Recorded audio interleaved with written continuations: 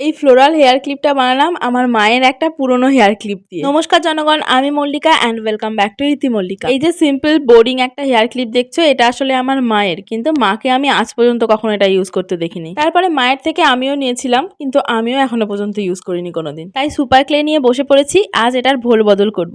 অবশ্য কেমন হবে সেটা নিয়ে আমি খুব সন্দেহে ছিলাম, কিন্তু যেহেতু এটা দুজনের কারোরই পছন্দের ক্লিপ নয়, তাই এর উপরে ভাবলাম খারাপ কিছু এলেও তেমন কিছু টেনশনের ব্যাপার নেই। তবে তোমাদের কেমন লাগবে জানি না, রেজাল্টটা কিন্তু আমার খুব ভালো লেগেছে। এখনো পর্যন্ত আমি যে কটা জিনিস হাতে বানিয়েছি তার মধ্যে এটা আপাতত আমার সব থেকে পছন্দের জিনিস হয়েছে। ও একটা কথা বলার আছে তোমাদের, আজ কিন্তু একটা স্পেশাল দিন।